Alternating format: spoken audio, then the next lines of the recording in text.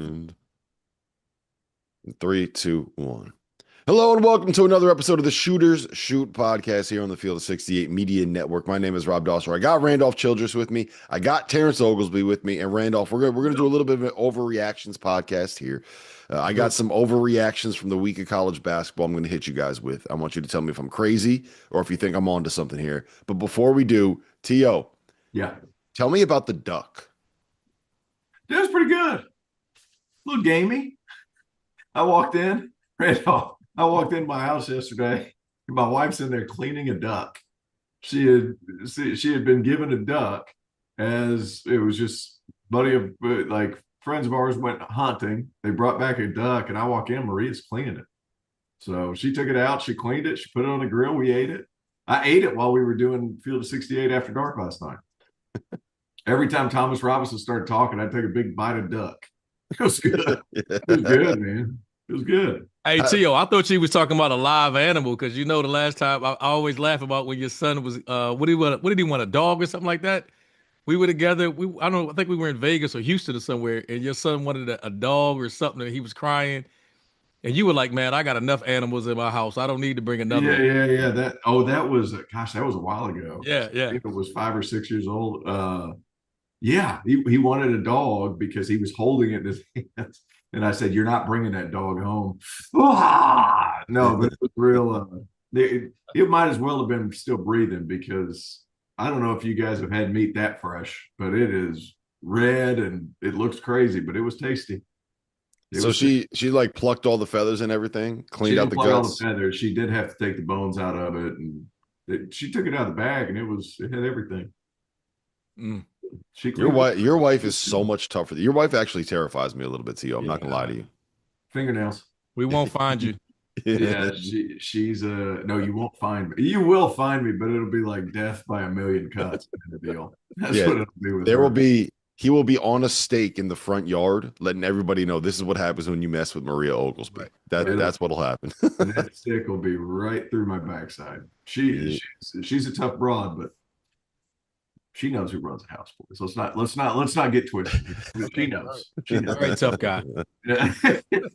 I do remember the first time I met T.O.'s wife. He told me after, it was like, yeah, I needed someone that can keep old T.O. in line. And I was like, that makes sense. That makes sense. All right, let's get to overreactions, man. Overreactions Monday. We're doing this pod early because it's a 2-hour delay here. We had snow yesterday, and it's so cold that when everything melted yesterday during the day, everything outside right now in the state of New Jersey is just a sheet of ice with 6 inches of snow on top of it. So we have a 2-hour delay. It's so cold, Randolph. I told T.O. it's so cold you wake up and one of your nostrils doesn't work. That's how cold it is here. I did this morning. That's how cold it is in Carolina. We ain't used to it either. I think it's 15 degrees down here. My dogs don't even want to be outside. I'm not built for this, man. I'm not still not Iowa cold. Still not Iowa cold. Nothing. No. Or Minnesota. No. Nothing is. All right, let's get into some overreactions. We'll do about 5 or 6 minutes on each of these topics, but I just want you guys to tell me if you think I'm onto something, if you think I'm crazy, if you think it's a good take, if it's a bad take. And I think this one will be relatively easy. This is the more milder of the takes that I have after this weekend. And that is, T.O., that Arizona is the best team in college basketball this season. Not so hot, wildly lukewarm take. I do think that it's them in Michigan right now. And I think you can throw Iowa State into the mix a little bit. But I think one thing that we're getting back to, and we've kind of continued to say this, is a big and overwhelming win at the college level. And you look at the roster for Arizona and what they have, even from their guards and up. Like Jaden Bradley's not small. Braden Burry is a big guard. Krivas makes everybody else look small. So you talk about them, you talk about Michigan, the overwhelming size, and then the win that they had in, I think it was in Birmingham, right? It was an away game. I know it's a neutral site game. It was an away game. For them to go down and win there with Cole Pete having 2 points and a board in 20 minutes, they still have got 15 rebounds out of Tobe Awaka. They still got another 14 rebounds out of Krivas. They're beastly. Beastly is the nice way to put it. But to say they're the best team in the country, them in Michigan right now is where I would put them. Yep. RC? I think it's Arizona. It's no slight to Michigan. They're right there, but I think it's Arizona. I think they get the better resume. To go into Alabama, like you said, Tio, essentially a road game, and dismantle them in the second half the way they did. I just think they got the better wins right now overall. When you look at their 5 ranked teams, majority of those on a road or neutral site. If first we're third of the way through the season, guys, and you look at it now, it's just excitement because it's like the season just started. But you're talking about 10, 11 games in, you're third of the way through. And now you're about to approach conference play. And I would have to give the award to Arizona. I think they've been the best team. Everyone has a challenge now once you start, conference play. But I think Michigan's had a moment. I think from the very beginning of the season, Arizona has consistently been really, really good. I thought Michigan very easily should have lost the game to Wake Forest that they won. And since then, they've been lights out. But I give a slight edge. I think those have been the 2 best teams to start the year. But I think it's Arizona 1, and I think then Michigan's 2. So here's my one concern with Arizona, and you guys could tell me if I'm crazy about this, right? I do think that they are better defensively than we've seen, like with the Azuolas Tubelis team. CEO RC and I talked about this on Sunday night. That Tubelis team, you could kind of space them out a little bit and have an athletic 4 and take advantage of them. I don't think that you can do that with Koa Pete this year. But there's 365 teams in college basketball. They are 362nd in 3-point rate. They want to run everything through the post. Can you win with 2s in college basketball 6 straight games against the teams you're going to have to face? You know what's interesting? I was talking to Dennis Scott about this exact thing, who we did the ACC Network Studio stuff. By the way, Randolph, top 3 shooter ACC history. My man. Yeah, so throwing that one in there. There you go, my man. So it's we were talking about this. It's like everybody wants to do space, pace and space or space and pace, whatever order you want to throw it in. Like, that's all well and good if you want to model what you do after the NBA game, but you better have NBA type players. And I think sometimes we forget in the college game, like, we don't. They're college players. Sometimes you have to take advantage of what you're best at and what can you overwhelm opponents with. And Arizona understands, like, I'm bigger than you. I'm stronger than you. Tobe Awaka is going to come in and be a beast, but he doesn't have a ton of offensive game. Why not just do what he does, be what he's good at? And they've kind of established that. And then you have Braden Burris, who goes nuts. You have one guy who knocks down shots. It opens it up just enough, because then there's a little bit of a panic. And I think they can win in that style of play. It does make them susceptible sometimes to some of these smaller teams. They can rattle off 23s, but I'm not all that concerned about that happening against a team that's so big around the perimeter as well. Well, let's be honest about that too, right? If there's a smaller team that can rattle off 20, 22, 24 threes in a game, who's the first team that you're thinking of when you reference that? It's probably Alabama, right? They're small. They have one of the best backcourts in college basketball, and they shoot as much threes as anybody. And they got beat by 20 in their own backyard. I think that says something, right? It says a lot. It says a lot. Yeah. Are you worried about Alabama at all, RC?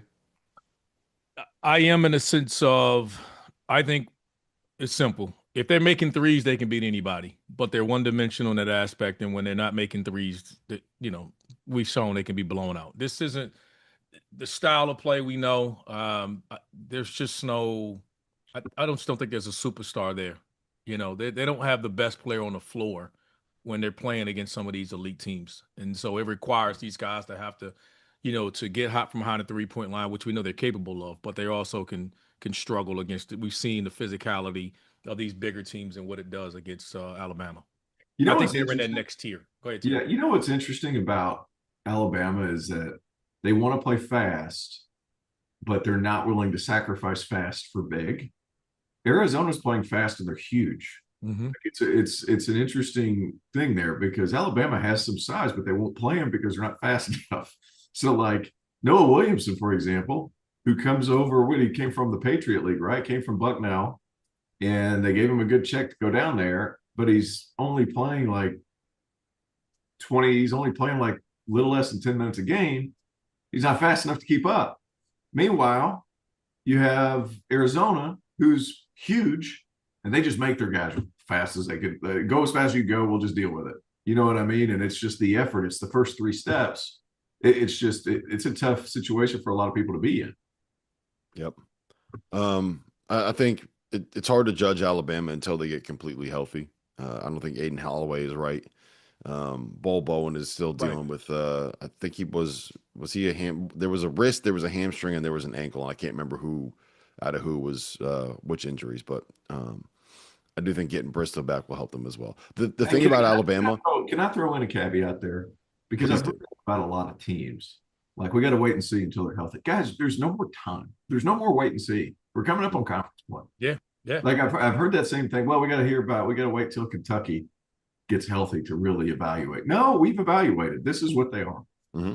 You know what I mean? Like, we're at conference play now. And what a lot of people are still slow on catching up on, it's like by the time you get to January, cake is baked. As far as what it's like when we talked about with Connecticut, right? It's like we've seen Connecticut be good. Yeah. We're saying, all right, when they're completely healthy, they belong in that top 3 or 4 teams in the country that we'd be like, all right, they can win a national championship. They're good.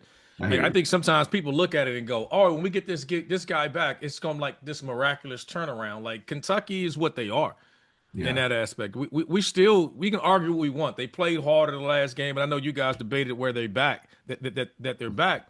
I still question. I think offensively that wasn't a pretty game, and I'm sitting here going, all right, I still don't know if all the parts fit and things of that nature. So to the point you're saying, most of the teams, I think they're expecting a massive jump when these guys come back, and I just don't know. You're either good, you're really good defensively, and this guy's going to help.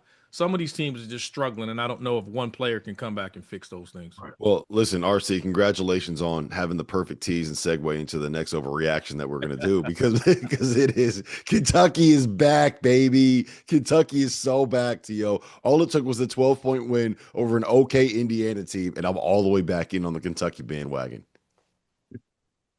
Yeah.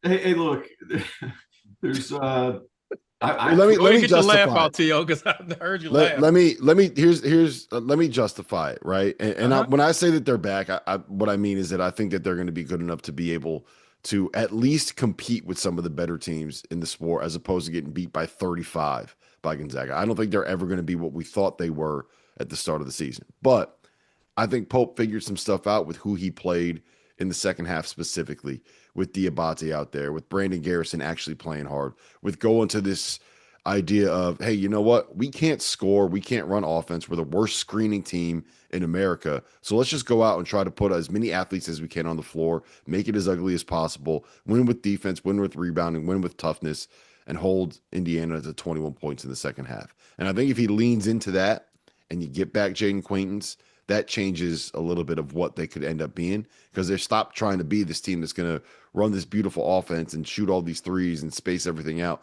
No, you got a bunch of athletes, man.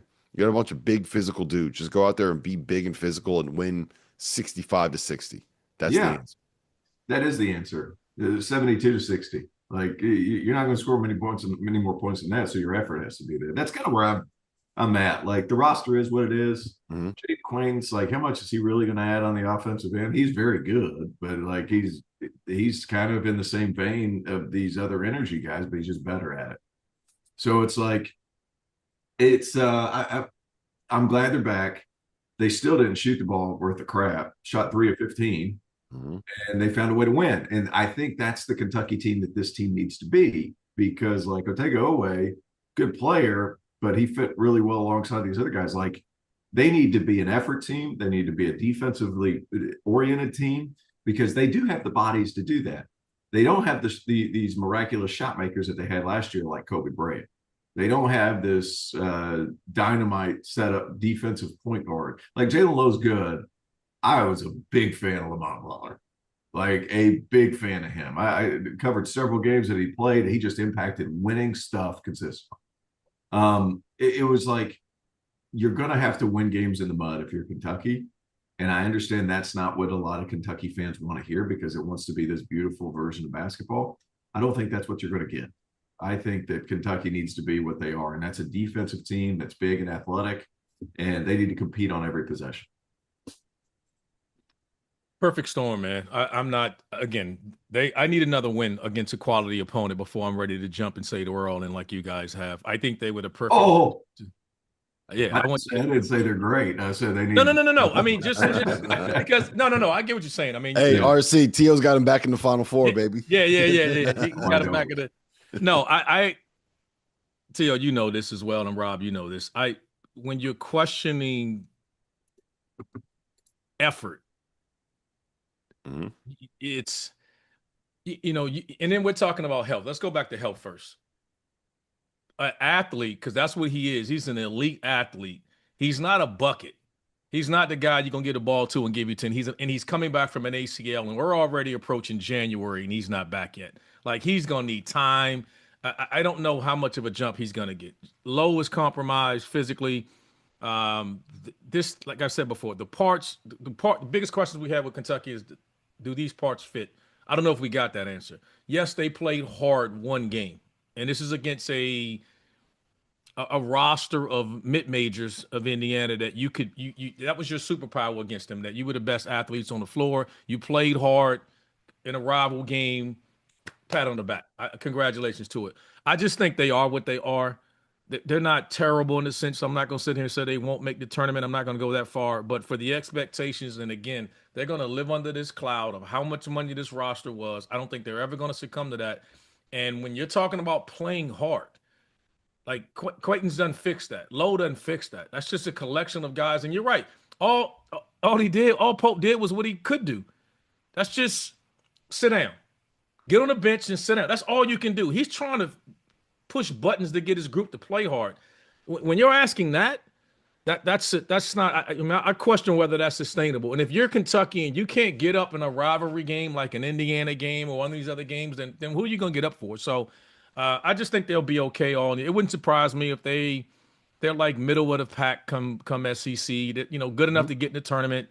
They'll have some good wins when they play well, but they'll have quite a few upsets as well. So until they play against a better opponent and they have this type of performance, I'm not ready to say Kentucky's back.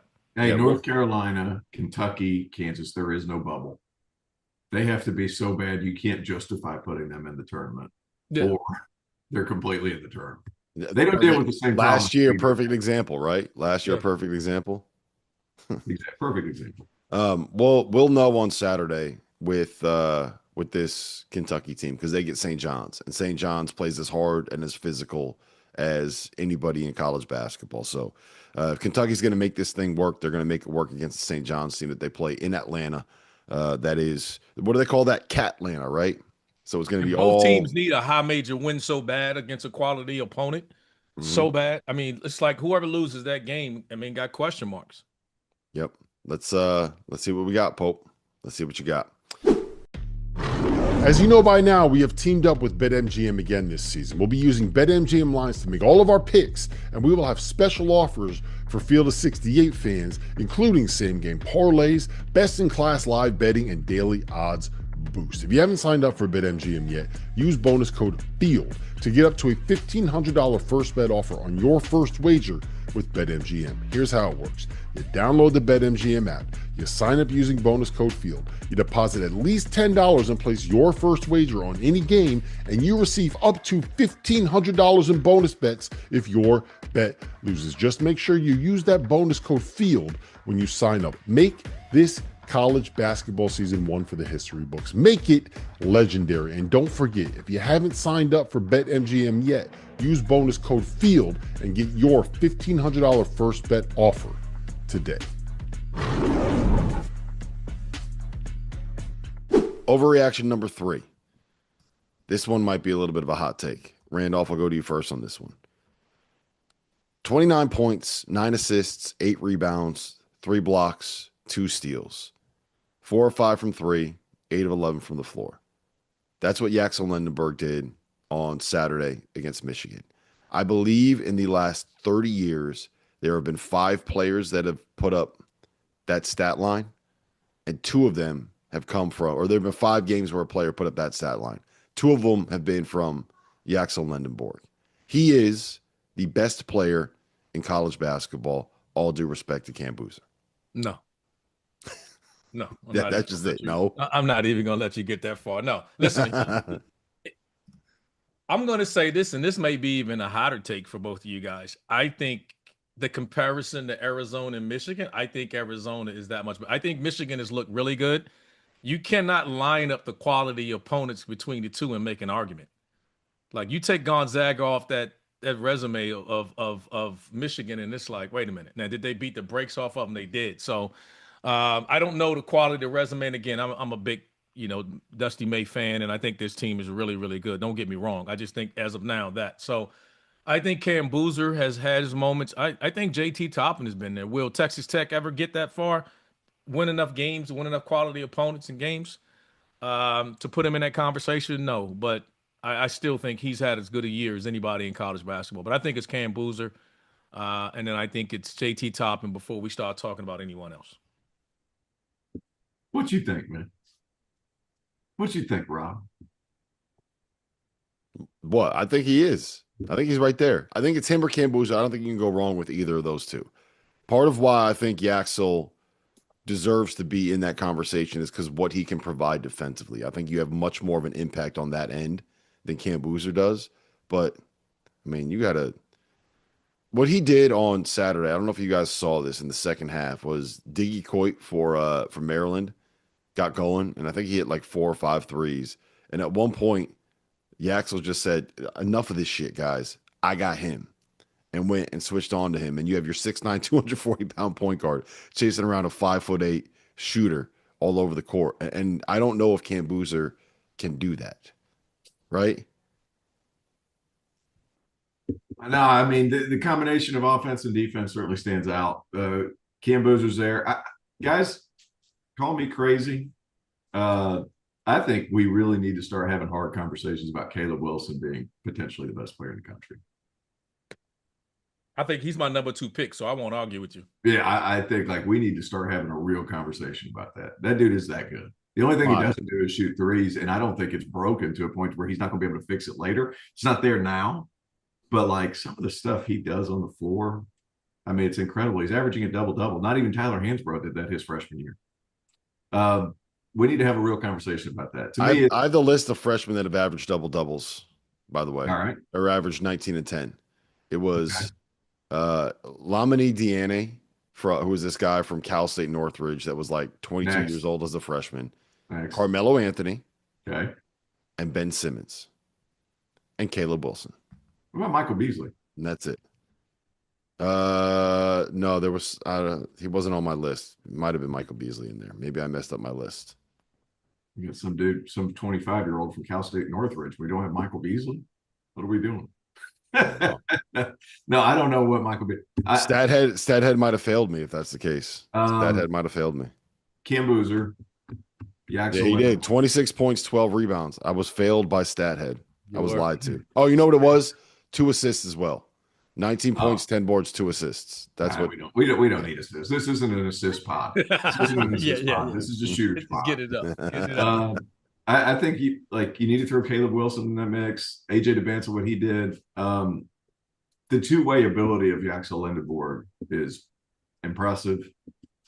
I'm still on the Cam Boozer train. I do think Lendeborg is very good, but still on the Cam Boozer train. Caleb Wilson needs to be in that conversation.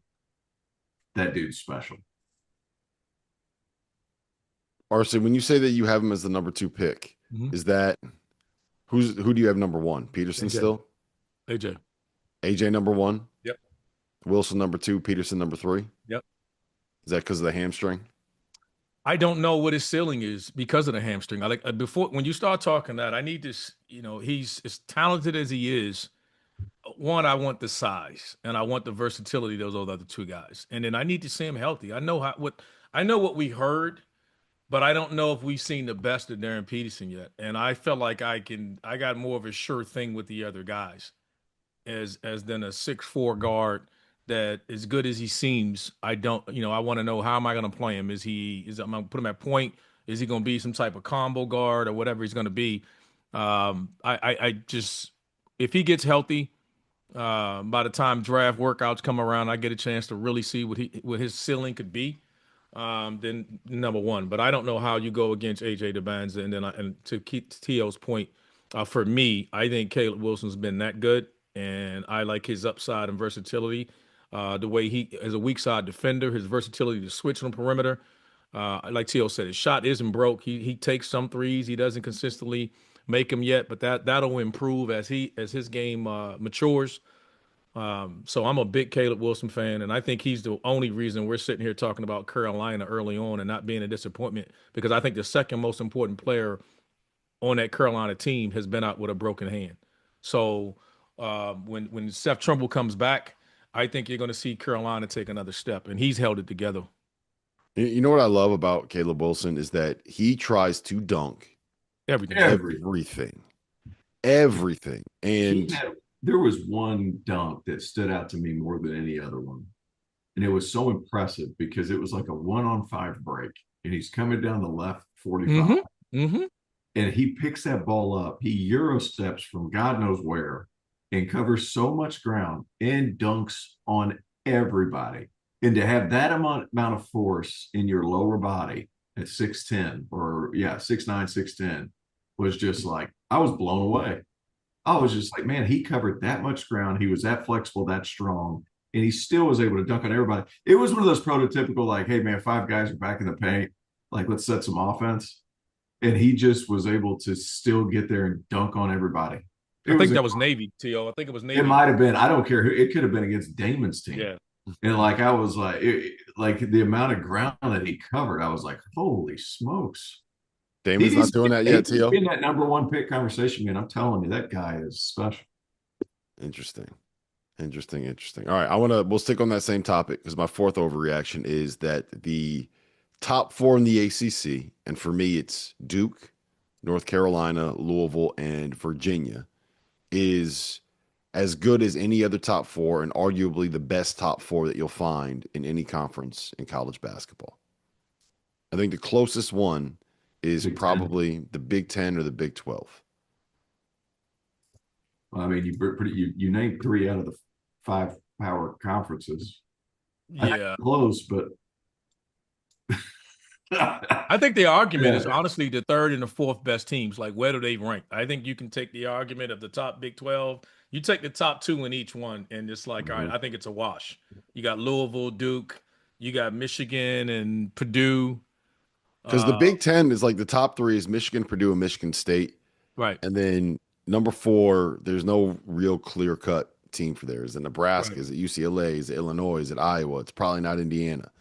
You look at the Big 12, and the Big 12 is Iowa State, Arizona, Houston, and BYU. Maybe Texas Tech, maybe Kansas, but probably those 4. I'm not totally sold on Houston, and BYU, I'll be much more in on them when they decide to play 2 halves of basketball consistently instead of deciding to show up for the last 18 minutes every time they got a big game. So, and I'm in on North Carolina, especially when Trimble gets back. And I think Virginia is one of these teams that when it comes to the 4th team on those lists, I think that they're right there with the other 4th teams in those conferences, and probably better than the 4th team in the Big 10. Yeah, I don't have a whole lot to come back there. I mean, unless somebody's buying stock in Nebraska, which they are good. I'm still kind of in wait and see mode there, but I don't have any way to really battle back on you on that one. The top 4 of the ACC are that good. A little disappointed in NC State. A lot of the predictions haven't come to fruition, but yeah, top 4 of that league, really good. Yeah, Virginia's better than NC State right now. Oh yeah, I don't think there's an identity issue. I think they got a lot to be concerned about. Again, like I said just the other night, Rob, when it's good as we anointed Darian Williams as a player, he's struggling. He's struggling right now, and they're struggling to try to find to get him going. And when your best player is Quadir Copeland, and he is their best player, you have an issue. You have an issue and concern, and they're not defending as well as they need to defend. Now, again, I thought there's no shame in losing to Kansas, but at home they should have won that game with Darren Peterson's not playing in the critical moments of that game. I thought, again, it was just the way they played at the end, just ISO ball for Quadir Copeland. It seemed like what they can go to generate offense. And for a team that struggles when it's free flowing, when they're in tight knit games, you need a guy to put the ball in their hands. And I won't dare say they need a typical point guard because I do think Quadir Copeland has been really good for them. but he's never played the way you're asking him to play right now for a team. So I think they're struggling with that. And so Virginia's just damn good. Rim protection, threes. They're better defensively than people give them credit for. They're not in the passing lane creating steals, but they speed you up. They rebound the basketball. Obviously, they're one of the best offensive rebounding teams in the country. They're a team that they're just not sexy, and everybody's not talking about them yet. But as conference play start, you're going to see them just consistently just be among the top teams in the ACC. Can't believe you just said Ryan Odom's not sexy. No, I can't. I see his dad when I look at him, so that's just not the word when I see him. So that's almost as bad as Gottlieb telling Goodman he wants to kiss him on the mouth. Yeah, that was pretty bad. That was funny. I did a little segment about Virginia. I'm going to put it up online. It's like they're running and they're playing and they're shooting within the first 6 or 7 seconds of the clock. It's almost jarring to watch in those Virginia jerseys. And like they're just really good. Those 4 and 5s.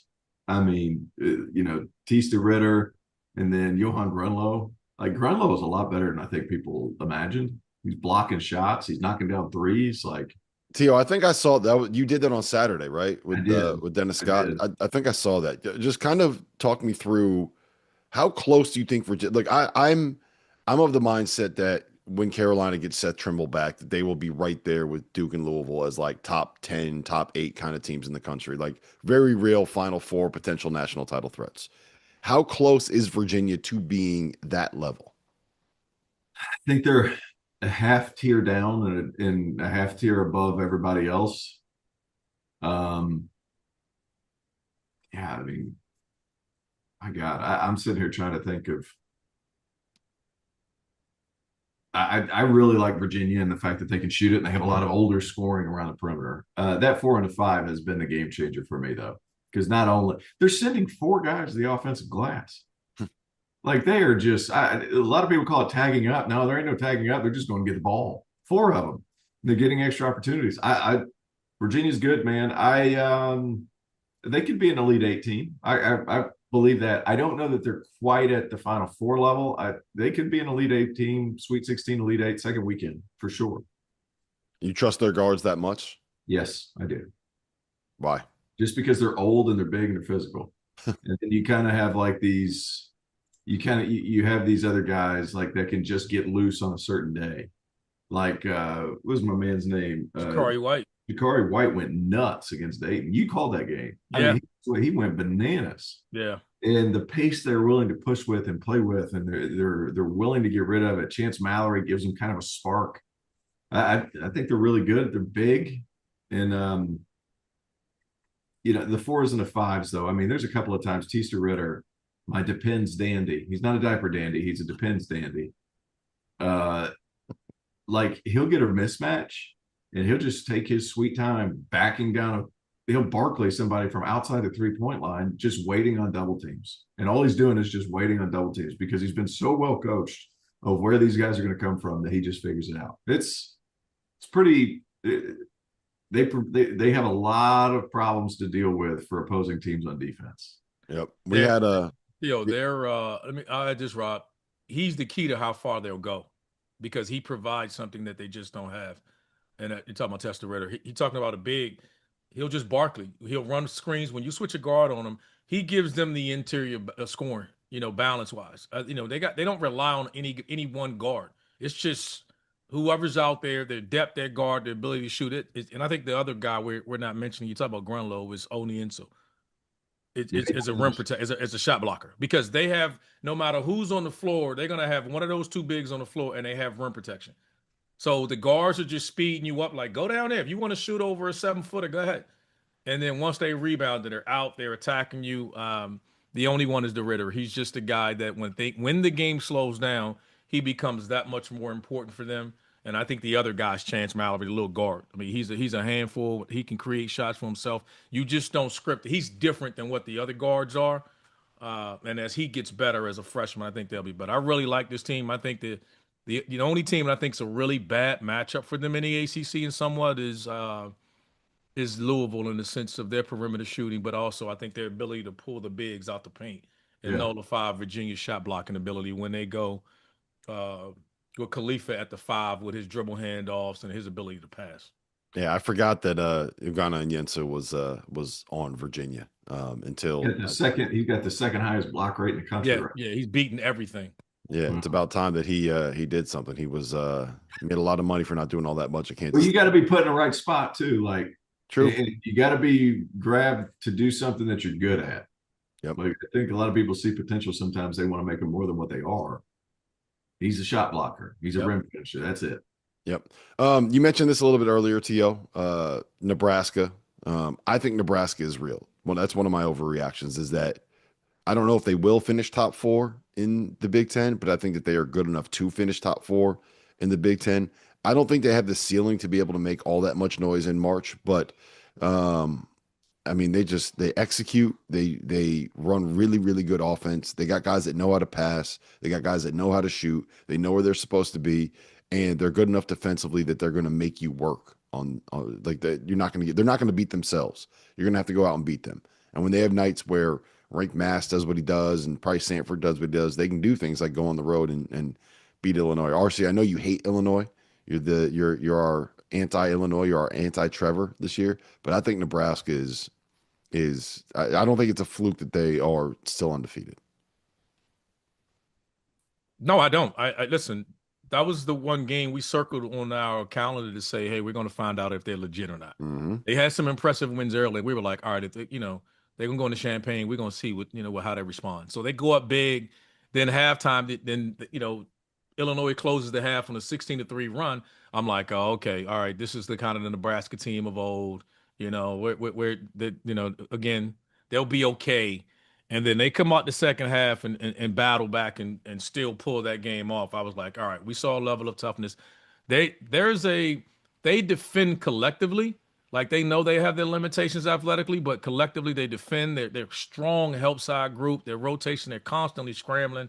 Like there's an effort there, man. And I think this team is legit. I don't think any of us are expecting them to be the top 3 or 4 team in the Big Ten, but they sure as hell won't be 14th or 15th where they were preseason pick. They will not be that. I think the cat's out the bag on that one. So credit to Hoiberg. I think his son's playing unbelievable.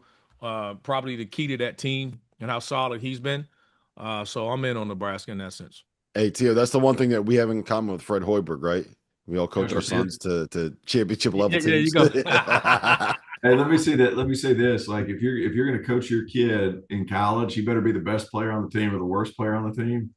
Like that, if you're in the middle, it's a tough balance. So credit to them for kind of figuring that out. And Sam being like, you know what? I'm just going to run this team. I'm not going to overdo it. I'm going to do exactly what the rest of these guys need to do for our team to be successful. And he's bought into that. That's that toughness play by him, man. Good on him. That's not an easy thing to do. I thought the last 2 wins over Wisconsin at home and at Illinois, that kind of validated their non-conference. Because if you look at their non-conference, it's like, well, they beat Creighton. That's all well and good. Like, Creighton's struggling. Kansas State, struggling. They barely beat them. New Mexico, Oklahoma. Like, that's a validation. And this Nebraska team, they do have enough. And if if Price Sanford hits as many threes as what he did the other night, he got going. It gives them confidence at a different level. So am I buying them as a tournament team? Absolutely. Absolutely. I think there are going to be some teams that actually figure out, hey, when you got Price Sanford and he's made 17 threes and a half, maybe don't switch and forget to cover him. I think that's going to be something that defenses probably want to be able to do moving forward. If you're not a member of the Field of 68's On3 community, make sure to go check us out. Get access to all of Jeff Goodman and Rob Doster's written content, including coaching carousel breakdowns, info on who is and isn't entering the transfer portal, insider recruiting information from none other than Joe Tipton, X's and O's analysis of all the teams in college basketball, and access to our message board community. A 7-day trial costs you $1. The Field of 68 on 3. Get the scoop. There is no sport in America that is more difficult to follow than college basketball. It can be overwhelming. That's where the Field of 68 Daily comes into play. The Daily is your go-to source for injury updates, recruiting news, and transfer portal additions that actually matter. For just $50 a year, get access to the same information that your favorite team's coaching staff is subscribed for. Quality content can be hard to find in the college basketball space. The Daily is here to help you with that. In the SEC, I want to pivot over to the SEC because you heard me say this on Saturday night, Randolph. I'm all in on Arkansas, especially when they get Darius Acuff and Trevon Brazil playing the way that they did on Saturday. But I thought Acuff has been one of the most eye-opening players for me because I was expecting him to come in and be like a low efficiency, kind of a shot chucker, a guy that wanted to score more than he wanted to set up, an empty calories kind of dude with stats. And I've been so impressed with what he's been able to do. I'm gonna go, Tio. I'm gonna go for you first on this one. One, were you? What did you think of Darius Acuff when he was coming into college? And he had 20-8 against Texas Tech. I thought that he was the best player on the floor for him against Louisville in that win. I've just been blown away with what he has been as a real honest to God point guard for John. I didn't like his game whenever I saw him in high school, and I was pretty transparent about that last night. Like I thought he was a pig. I thought he was selfish, and he has changed his ways. I am a full blown believer. I think he's tough. He's making his teammates better. In Cal's best teams, really good guards, and he's gotten through to Darius Acuff like, hey, this is what I need from you. And buddy, has he performed well? Trevon Brazil playing really well. They got some really good minutes from Carter Knox. I think it was Carter Knox who played really well too. Sorry, there was some of these big wings kind of. Yeah, it was. Yeah, Knox had 20. Billy Richmond had a bunch of steals. Yeah, I mean, like in credit to, and I think this is an underrated, like credit to DJ Wagner. Yes. Like, dude, he gets it. He was improperly rated coming out of high school. He was like the #1 player, depending on who you talk to. Like, and they put an undue amount of pressure on the kid that's just a good college player. And he has bought into the fact that I know what I am at this point. I'm a junior. I'm going to be a rim attack guy. I'm going to set up this offense. I'm going to get to a spot, and I'm going to let guys work. And he was put in an unenviable position of like, hey, we expect a lot, but at the same time, we need you to do some other things for different guys. He's bought into that role, and good on him. I'm a believer in Arkansas. I overlooked him. I really did. I did think that they would have some big games. Malik Thomas didn't play as well against Texas Tech, but he's going to be like this. He's a peaks and valleys guy. He'll end up with 35 in a game where you're like, what in the world? And but you need some guys like that, right? When you have you need that spurtability guy. Yeah, when you have someone that can kind of run everything for you like Acuff, and you have some of these other talent, like Carter Knox can go out and get you 20 on a random night. We've seen Billy Richmond get 15 for him. You need some guys like that that's just like, oh, okay, he's going to go win us the game tonight. Oh, okay, he's going to go create this 12-2 run that puts us in control. You need some guys like that when you have those other steadying forces, RC. And I didn't know if they had like a steadying force that kind of like what Acuff is doing. What's funny, and I was curious of what T.O. said about him because I know how you and Jeff felt about him. I wasn't as down on him as you guys were because I felt like that's Calipari's superpower, right? Yeah. I'm going to get a freshman guy, and I'm going to coach the young guy up, and I'm going to get him going, and I'm going to live or die with this guy. I don't think any of us questioned his talent. We questioned whether he would whether he would make this type of adjustment quickly. And that's where he went to the right school. Had he gone somewhere else, I might have some concerns. We might be worried about that, but he went to Cal. That's what Cal does to these highly rated, talented freshmen, and he's no different. The talent was always there. We're seeing it. His poise in pressure situations has been, it's been fun to watch, man. We talk about so many of these guards because that's a difficult position in college basketball. We got some really dynamic freshman point guards. We talk so much about this freshman class. If you start rating the positions, you got a long list of point guards, man, and that's something that we hadn't had in quite some time. I think is the quality of a point guard play being so young, and he's right up there, man, in these pressure situations. I think Arkansas is going to go as far as Brazil plays, and I think Malik Ewing. Yep. I think Malik Ewing was a guy I was really, really high on, and he's starting to have some moments where he's starting to flash for you what they bring defensively and what they can bring offensively. If those two guys can bring some level of consistency, then look out for Arkansas. All right, I have a wild take for you guys. Okay. All right, on these. Well, it's look at the top of the SEC, right? Florida is figuring things out. Alabama's figuring things out. I'm kind of out on Tennessee. I think a lot of people are out on Kentucky in terms of what we thought they would be. Auburn isn't quite as good as we thought they were.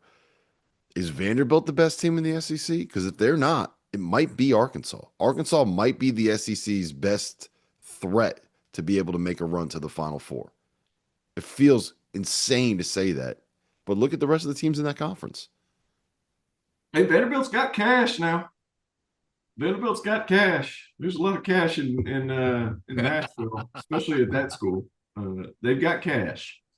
Tyler Tanner's most underrated point guard in college basketball, and he has been for a couple of years. Stud, man. He is so good. You know, Duke Miles comes in and he's been great. Don't get me wrong, and he's scored a ton of points. Tyler Tanner is a freaking dude. He is so good. He doesn't turn the basketball over. He's efficient. Like I was watching a clip with Sam Vecini. Like small guards are out in the NBA, and Tyler Tanner might be 5'10". He might be the exception to the rule, man. Like he's going 62% from 2 and 44% from 3. Is that good? It seems decent. Not bad. Seems decent, and he's getting steals, and it's a lot of it's ball pressure. Like that dude is so good, and he's in that Darius Garland camp. Like they all work out in the same area or whatever. Brentwood Academy, baby. He is the finest. Yeah. Who was the first Brentwood Academy guy? Do you remember? David, what was the guy's name? He was nuts, right? He went to Colorado.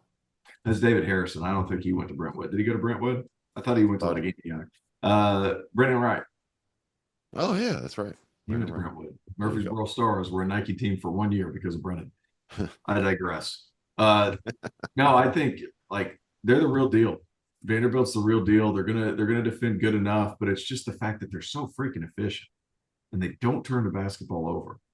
And they have guys that are willing to let it come to them. I'm a buyer on Vanderbilt. Arkansas, Vanderbilt.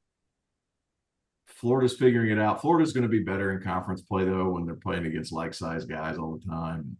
I feel like their guards are going to kind of figure it out. I don't. You just got to make shots, man. Like they're getting the shots that they want. No, I don't think so. I think so. I'm not. I think Florida will be good because, but I don't think there's a massive drop off in their guard play, and I don't think it'll ever. I agree. I don't think it'll ever. I'm trying not to be super mean about it. I just don't think. I don't think Xavier Lee's it. I think that was a missed evaluation. He had 24 and was 4 of 8 from 3 against GW, and I want to see if that continues. If he can find a way to use that to springboard him into being able to make some of these shots that he's played well against GW. He played well against Providence. He only played well in one half against Providence too. So like he did not play well against Miami. I see that's where I think their size. He's so erratic, man. You know that guy. Their size hurts him because he wants to get downhill and get to the rim, and there's just no room. Like their frontline guys are down there. He's a talented kid. He can make shots. He's not necessarily a shooter. His superpower is his speed, his quickness, his ability to get to the rim. There's just no room down there. They're playing with 3 guys that are operating inside of 15 feet most of the time, and it's just no space for him. And he gets lost in the trees. And so I just don't – I don't know how consistent they can be because of that. They're better with – both of those guards are better with the balls in their hands as opposed to playing off ball. I just don't know how much better. Are they capable of having games? Yes, they will have games. And they'll win, but they're going to be as good as their front line dominates games with them. I think another team I'm curious to see how good they are that I've been impressed with early in the SEC, and that's Georgia, because of their ability to score. Blue, yeah, like their ability to score. Like we're talking about, they're just hovering under the radar. They hadn't had a big win yet. We all thought Cincinnati would have been better than what they've been here early in the year, and they just beat the brakes off those guys. But Georgia can score.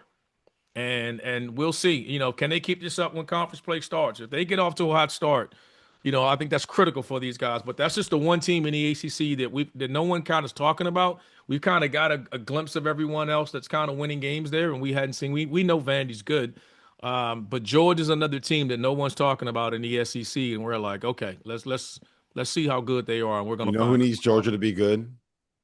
Clemson. Clemson needs Georgia to be good because that's kind of like that's what's holding Clemson's resume together right here. So we'll see. All right. Let's end it with this shooter of the week. Can I say this? What if I said no? What if I said no? Like Xavier Like Lee, he's gonna stop anyway. I feel like Xavier Lee, good point. I feel like Xavier Lee is like a nightmare at Planet Fitness pickup. I feel like he's a nightmare in open runs. I Breaks don't know. everybody's ankles, man. He's made like 3 people fall this Oh year. no, you didn't Yeah, do but that. but then he misses the 3, and it's like, he's just a nightmare at LA Fitness. Whenever Yeah, he's at the small court and 5-on-5, like he's just a nightmare because he plays so hard and he's everywhere and just a nightmare. And he's going to So make. we gotta get I Xavier think Lee he's on. South Korean. I think he's South Korean. He's going to be able to make $1 bajillion over there. I don't know that he's good enough to play at Florida. He's not good enough to play at Florida compared to what we just saw. I think he's good enough to you. I just don't. I don't think so. I think he's. I think we're mixing. I think we're mixing up what looks cool sometimes as opposed to what's actually productive. I don't think he's good enough. I want to see him. I want to see it happen. I'm really rooting for him to happen because it's Me too. I'm not rooting it's against fun. it. No, I know you're not. I'm not saying that you are, but I think he's such a fun player that I want to see that work. Like I want it to work because when all the stuff that he's doing, it is aesthetically pleasing to see him break people's ankles. And it's fun for a YouTube short. Let me ask you guys this: could it be? You talk about the bigger lineups, right? Yeah, could it be? I know could where it you're be going, and yes. Yeah, I mean, could it be the big? I think some of it with him is the big lineup. Like I think it's really, really hard. You need to be an LA Cadeau type of point guard to play with the front line is that big and they're scoring and everything is running through those guys. When you're more of a scoring guy and particularly more trying to get in the paint, it's just nowhere to go. And it's forcing him to be a perimeter guy, and that's just not his strength. And it's just like, with the expectations of repeating as a national championship, preseason top 10, it's just he's just taking a brunt of a team that I think will figure it out later. But I just think the way they're constructed in his game, I think he's just all of it's falling upon him because he struggled the most. Really, what they needed was a guard who could play off the catch, and they got Davian Lee, who needs 15 dribbles. Yes. Yep. Boogie Flan needs 15 dribbles. Boogie Flan the same. Yep. All right. Let's get to shooter of the week. I'd be shocked if anybody had anyone other than Melvin Council for shooter of the week. Oh, that's it. That's who I'm going with. Yeah. I think I'm taking it. I'm going first, Melvin Council. Yeah. I'm unanimous. I'm going to. My man he took 27 threes all season heading into NC State and then took 15 threes against NC State. He took 27 shots. So my question to you is, who needs Darren Peterson when you got Melvin Council Jr., RC? Who needs him? Go sit out, DP. Is that like the craziest performance ever, man?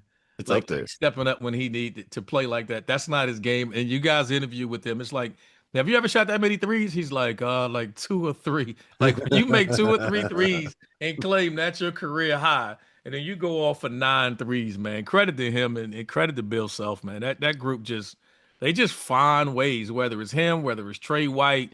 It's just another guy just continues to step up when we're talking about a potential #1 pick in the draft, freshman who may be down again, and I don't know when we don't need to rehash the hamstring stuff. We talked about it Saturday. You guys talked about it last night, T.O. But I will say that is why I feel like this Kansas team just figures out ways to win, and they're doing it without the most important piece they're missing. The chess piece. Go get a shot. Yeah, the chess piece. Yep. So we'll see. I'm still in on Kansas. We'll see what ends up happening with Darren Peterson. Hopefully, this is not something where he shuts it down. He should not shut it down, dude. You're getting paid to do a job now. Like a couple years ago, and here's the thing: like John Martin, it was almost like he was like ready to shut him down. I was like, John, like he's like 6 weeks from now we're creeping up on the turn. I said 6 weeks from now it's the end of January. Like play, like what? Sorry, guys. Mark Titus did this. I know everybody loves Mark Titus. I actually think Mark is smart and does a good job.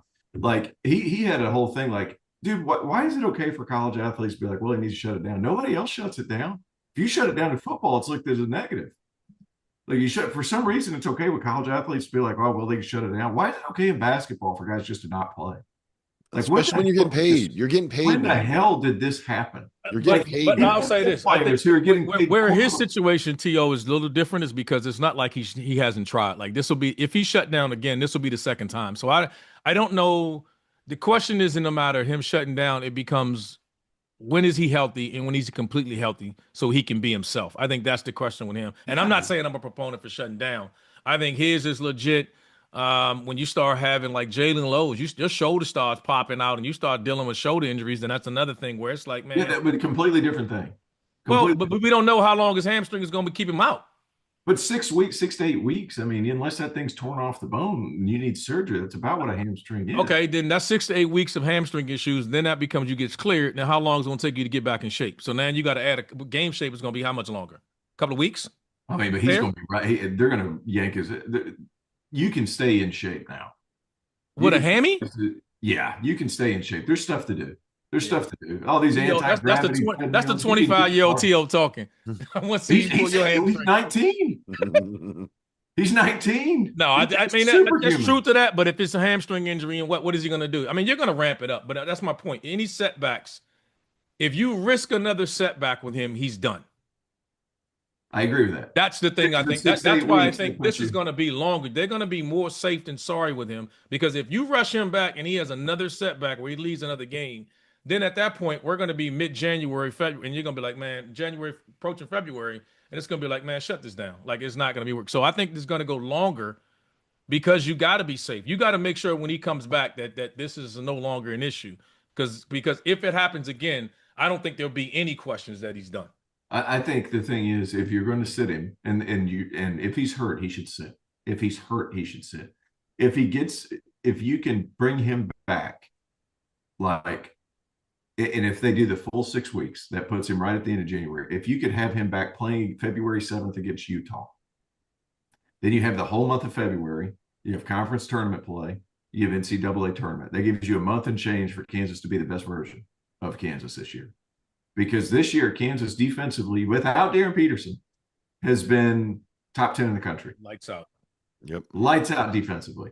Offensively, they're right at 59-60.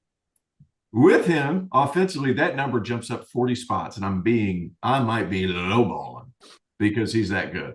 Yep. So, make sure you have in February on. That's kind of where I would be. Make sure it's all the way back. Make sure it's all the way back. I'm not saying shut it down for the whole year. Make sure that hamstring's all the way back. And they're finicky, man. I tore mine my last year playing. I think it was like a grade 2 tear. It's the worst. And it hurts. And you feel like you're coming back, and then you just feel like a little click. And then you're just back to square one. It sucks. It's the worst.